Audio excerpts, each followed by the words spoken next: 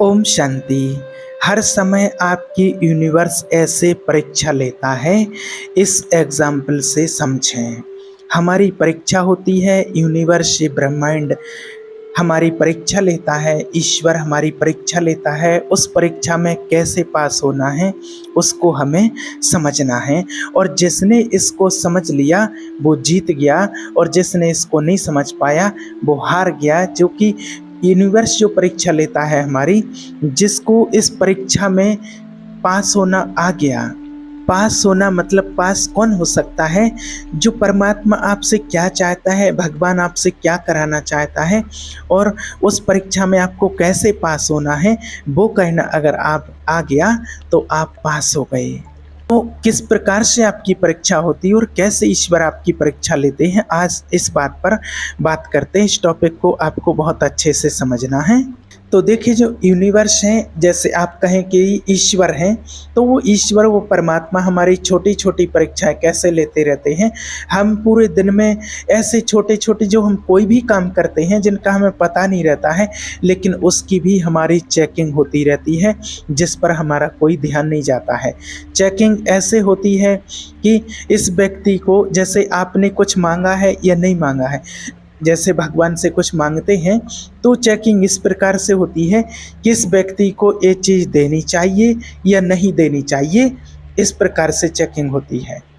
एक प्रकार से माना आपकी लाइफ को चेक किया जाता है, लायकी चेक की जाती है कि ये व्यक्ति इस चीज़ के लायक है या नहीं, ये देने के लायक है या नहीं है।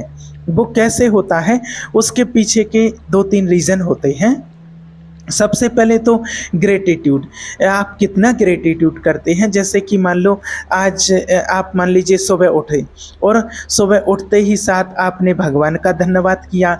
भगवान ने जो कुछ आपके लिए दिया है उसके लिए आपने उस ईश्वर का धन्यवाद किया है।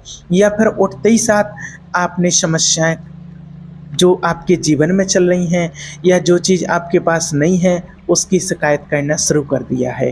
क्योंकि अधिकतर जो लोग होते हैं वो इसी जब उठते ही साथ बस मेरे पास ये नहीं है, भगवान को दोष देते रहते हैं। भगवान ने मुझे ये नहीं दिया है, भगवान ने मुझे वो नहीं दिया है, भगवान ने मेरे साथ ऐसा नहीं किया है। जब देखो मेरे साथ समस्याएं ही चल रही हैं, तो उठते ही साथ अपने बिस्तर पर ही और वही चिंतन चलने लगता है। लेकिन कभी भी भगवान का धन्यवाद नहीं करते हैं कि भगवान ने मुझे क्या क्या दिया है। और अगर वो सोचा जाए तो आज इस दुनिया में लाखों क्या करोड़ों लोग ऐसे होंगे जो आपके पास है वो उनके पास नहीं है। और इस बात को आप कभी विचार नहीं करते हैं, ना आप इसके लिए कभी भगवान का धन्यवाद करते हैं। तो ये हमारे ऊपर होता है कि हमें समस्याओं से दिन की शुरुआत करनी है, हमें ग्रेटिट्यूड से धन्यवाद करके परमात्मा का दिन की शुरुआत करनी है। तो ये हमारे ऊपर होता है कि छोटी छोटी बातों पर परेशान होना, कलह क्लेश करना, ये सब कुछ हमारे ऊपर निर्भर करता है। जब आप ऐसा कलह क्लेश करते रहते हैं, एकदम शिकायत लगी रहती है, तो ईश्वर यूनिवर्स से चेक कर लेता है कि अरे इनको देने से कोई मतलब नहीं है। क्यों? क्योंकि इसको तो इस चीज़ की वैल्यू नहीं है। और जब तक आप किसी चीज़ की वैल्यू नहीं करेंगे तब तक आपको कोई चीज़ मिलेगी नहीं।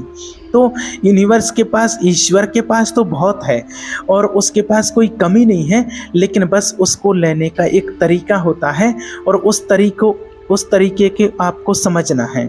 और वो तरीका ये है कि सबसे पहले तो आपको धन्यवाद करना होता है, सबसे पहले आपको ग्रेटिट्यूड करना होता है। और जैसे ही आप ग्रेटिट्यूड करना शुरू करते हैं तो वो चीज़ें आपके पास अपने आप अट्रैक्ट होने लगती हैं। जैसे कि आप समझो कि एक चुंबक है और चुंबक से हर चीज़ चिपकने लगती है, और जब आप कंप्लेंट करने लगते हैं तो जो चीज़ आपके पास होती है वो चीज़ भी धीरे धीरे दूर चली जाती है। क्योंकि जो आपको मिला है उसकी आपको वैल्यू नहीं है। और आज तक दुनिया में लोग यही कर रहे हैं और यही देख रहे हैं, मेरे पास ये नहीं है, पड़ोसी के पास ये है, उसके पास ये है, उसको ये मिल गया है, उसने बहुत कम समय में इतनी सफलता कर ली है, उसका इतना अच्छा जॉब लग गया है, उसके इतना अच्छा बिजनेस चल रहा है, सब कुछ, और हम यहीं बैठे हैं, यही कर रहे हैं, उन्हीं के साथ वाले हैं, उनसे पहले के करने वाले। तो ये जो शिकायतों का भाव रहता है और जो आपके पास है उसकी वैल्यू नहीं है, तो फिर ईश्वर देखता है कि इसको देने से कोई फायदा नहीं है। तो जैसे ही आप ग्रेटिट्यूड करना शुरू करते हैं, ईश्वर का धन्यवाद करना शुरू करते हैं, तो ऑटोमेटिक आपके पास वो चीज़ें अट्रैक्ट होने लगती हैं और चुंबक की तरह एकदम चिपकने लगती हैं। और जब आप कंप्लेंट्स करते हैं तो जो चीज़ें होती हैं वो भी आपसे धीरे धीरे दूर चली जाती हैं। जैसे क्यों दूर चली जाती हैं? मान लीजिए जैसे आपके सामने कोई व्यक्ति आया है आपसे मिलने, आपके पास बैठने, और आप एकदम उससे नेगेटिव बात करेंगे, चिड़चिड़ापन होगा, वो परेशान होगा, तो वो आपसे दूर जाने की कोशिश करेगा। और जब आपकी वजह से उसको अच्छा लगेगा तो वो आपके साथ में रहने की कोशिश करेगा। तो इसी प्रकार से जब आपको जब आप ग्रेटिट्यूड करते हैं, आपको मिलना शुरू होता है, तो वो व्यक्ति ऑटोमेटिक आपके साथ में रहने की शुरुआत करेगा। जब आप ग्रेटिट्यूड करते हैं तो आपको मिलना शुरू हो जाता है, और जब आप कंप्लेंट करना शुरू कर देते हैं तो जो होता है वो भी धीरे धीरे चला जाता है, आपको हर चीज़ बेकार लगने लगती है। और दूसरी चीज़ देखिए, एक और इस प्रकार से आपकी छोटी छोटी परीक्षाएं होती हैं, सभी की परीक्षाएं होती हैं।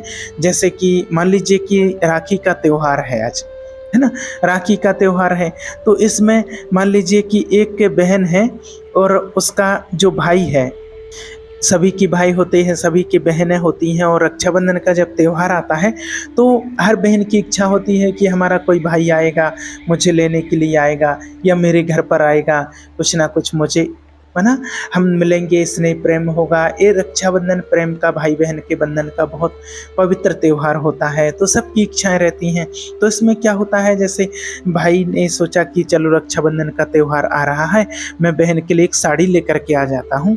अब उसकी पत्नी इस बात को सुनती है और वो पत्नी कहती है कि अरे इतनी महंगी की क्या करोगे लेके, क्या करोगे, है ना, और आप इतनी अच्छी साड़ी लेकर के क्या करोगे, और एक काम करो, मेरे पास रखी है, मेरी माँ ने दी थी, वो बहुत अच्छी है और भले सस्ती सी हो, और ये आप साड़ी और अपनी बहन को दे देना, और लो ये साड़ी ले जाओ और दे देना बहन को।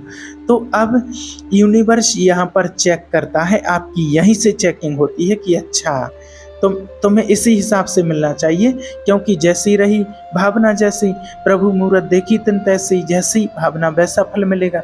और अगर इसी की, क्योंकि पत्नी वो ये अपेक्षा रखती है कि भाई अगर ये बहन के लिए दे देंगे तो मुझे नहीं मिलेगा फिर, है ना, और वो ये अपेक्षा रखती है कि मैं इसको ये दे दूं, बाकी फिर ये मुझे ला करके देंगे, बहन के लिए दिला देती हूँ। अगर इसकी जगह वो ये अपेक्षा रखती है, पत्नी ये अपेक्षा रखती है कि अरे आप ऐसा क्यों कर रहे हैं, 500 रुपये की साड़ी, ये तो आप जानते हैं कि राखी तो पूरे साल का त्यौहार होता है और भाई बहन के कितना स्नेह मिलन का पवित्र त्यौहार होता है ना, कोई अच्छी साड़ी लेकर के आओ, लिफाफे में 1000 रुपये रखो, है ना, और ऐसा तो है नहीं कि आपको हर महीने राखी बंधवाना है, हर महीने राखी आ रही है।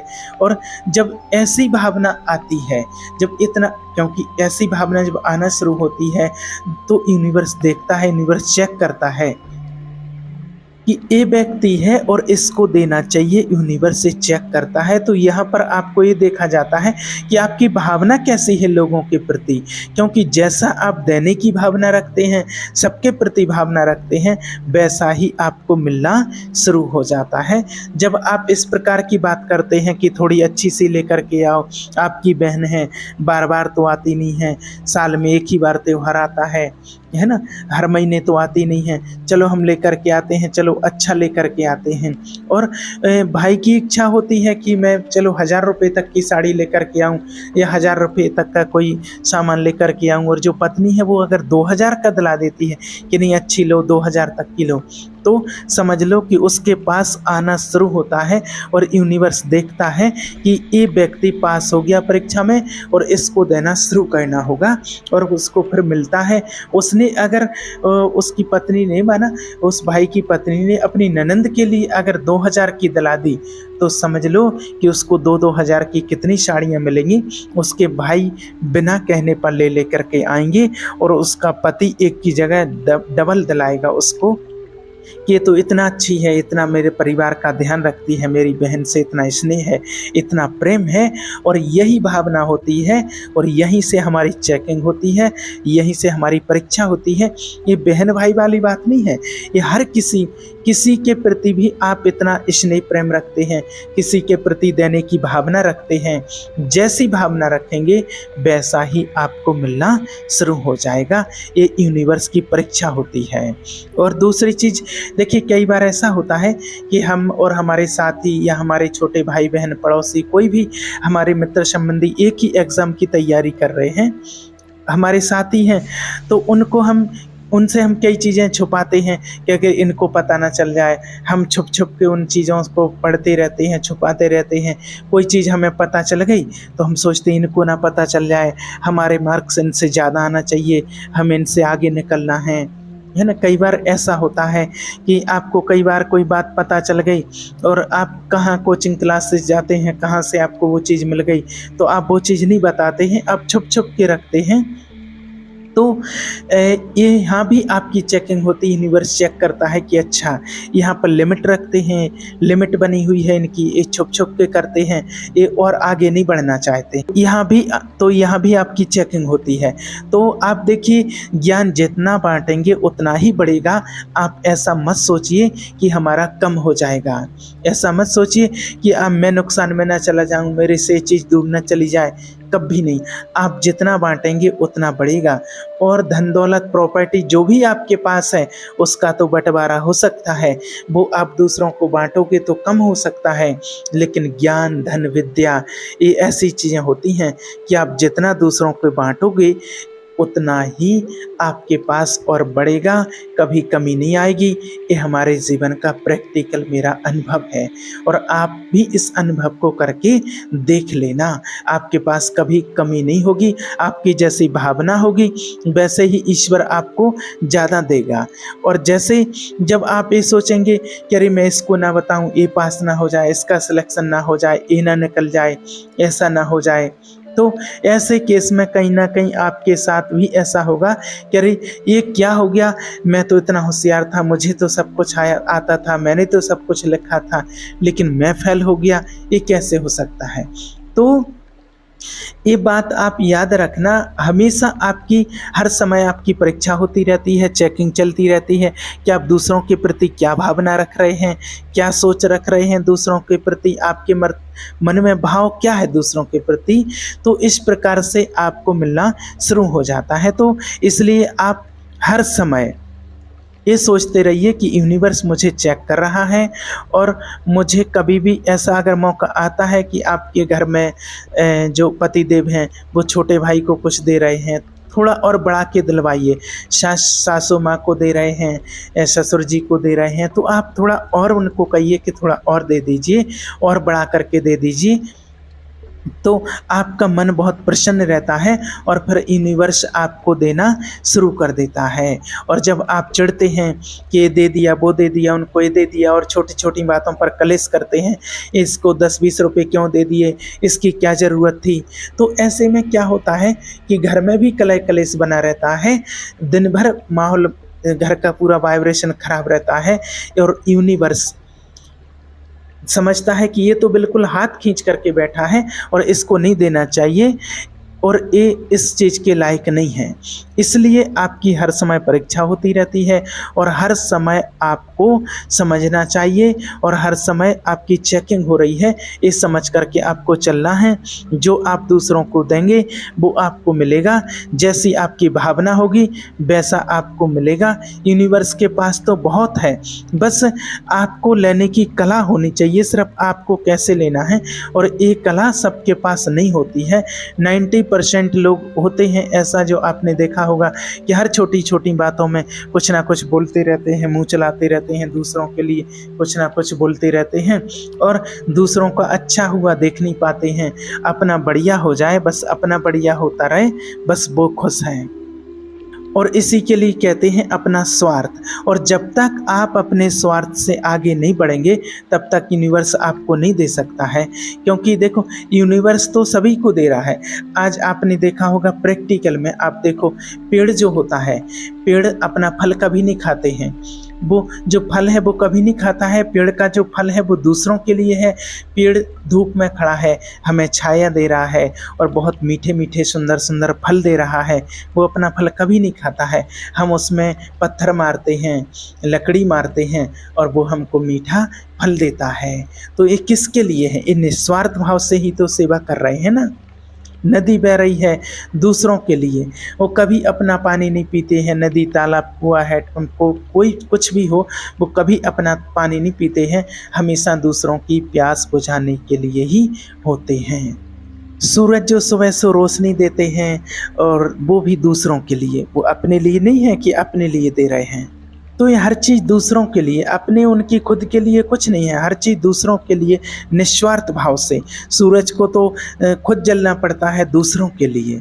तो जब हम खुद स्वार्थी हो जाते हैं तो हमें फिर मिलना बंद हो जाता है। और जब हम दूसरों के लिए सोचने लगते हैं कि नहीं बहुत अच्छा है, ठीक है, सर्वे भवन्तु सुखिनः, सर्वे भवन्तु निरामया, सर्वे भद्राणि पश्यन्तु, माँ कश्चित् दुःख भाग् भवेत्, तो यूनिवर्स पर आपको देना शुरू कर देता है। इसको आप याद रखिएगा। जैसे ही आपकी ये भावना आ जाएगी कि सभी सुखी रहें, सभी निरोगी रहें, सबका कल्याण हो, सब बहुत अच्छे से रहें, तो सब में ही आप हैं।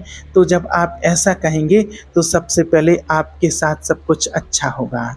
इसलिए हमेशा आप याद रखिए कि ये मेरी परीक्षा चल रही है और इस परीक्षा में मुझे पास होना है। ये यूनिवर्स का नियम है, ये ईश्वर का नियम है और इस नियम का ध्यान रखना है। और हमेशा हमें ये ध्यान रखना है कि परमात्मा मुझे देख रहा है, भगवान मेरी चेकिंग कर रहे हैं और मुझे लोगों के साथ कैसा व्यवहार करना है। जो आप चाहते हैं वो दूसरों को देना शुरू कीजिए और वो आपका मिलना, आपके लिए मिलना शुरू हो जाएगा। ओम शांति।